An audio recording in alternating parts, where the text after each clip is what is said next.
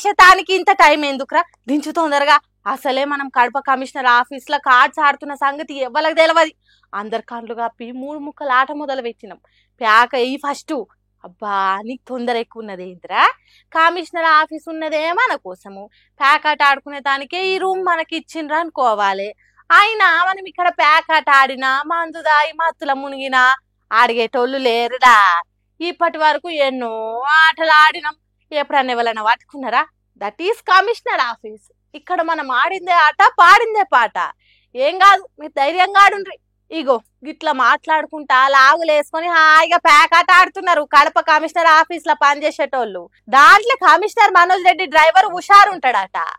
ఆఫీసులున్న కడమ ఆఫీసర్లను కలుపుకొని కాయ్ రాజా కాయ్ అన్నట్టు జోరు పేకాట ఆడుతున్నాడట రోజు. ఈ తీరుగా కమిషనర్ ఆఫీస్ లో కార్యాలు చేస్తున్నారంటే కడప పట్టణాన్ని ఇంకెంత బాగా చూసుకుంటున్నారో తెలుస్తున్నది కదా. కడప కమిషనర్ ఆఫీసర్ల మజాక. ఈ నడుమ ఇచ్చంత్రాల పెళ్లిలు బాగా కామన్ అయిపోయినాయి అబ్బా. మొన్నెప్పుడో ఆదిలాబాద్ గిరిజన ఏరియా దిక్కు ఒక పిల్లగాన్ని 2 ఆడపిల్లలు ఇష్టపడితే చేసేదేం లేక ఇంట్లో ఊరోళ్ళు అంతా కలిసి పెళ్లి చేసి ఇచ్చిర్రు. ఇక ఒక్క మొగనికి 2 పెండ్లాలు ఉండు ఆడాడ కొందరికి జరుగుతూనే ఉంటది.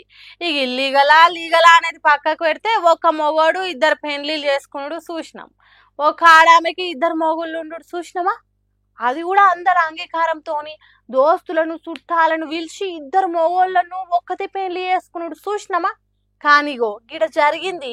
హిమాచల్ ప్రదేశ్ కున్హాట్ ఊర్లుండే సునీత చౌహాన్ అనే ఆమె ప్రదీప్ నేగి కపిల్ నేగి అనే 2 అన్నదమ్ములను లగ్గం చాడిందట. సిర్మౌర్లో ఉన్న ట్రాన్స్గిరి లైన్ ఈ పెండ్లికి 100 మంది ఊరోళ్ళు చుట్టాలు దోస్తులు అంత వచ్చిర్రట. ఈ పెండ్లిలో గుమగుమలాడే సాంప్రదాయ వంటకాలు, జానపద గీతాలు, ఆటలు పాటలు అబ్బో మా జోరుగా జరిగిందట లగ్గము.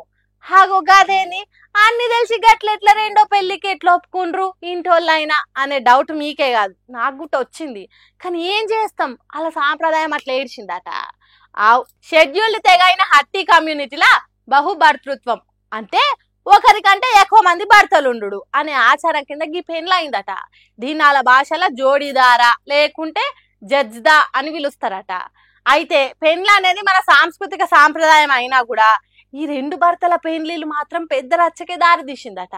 మరి అలా ఆచారం గట్లెందుకుందో తెలియదు కానీ ఈ ముచ్చట సోషల్ మీడియాలో కవ్వుడుతోని ఇన్నోళ్ళంతా అవాకైతుర్రు.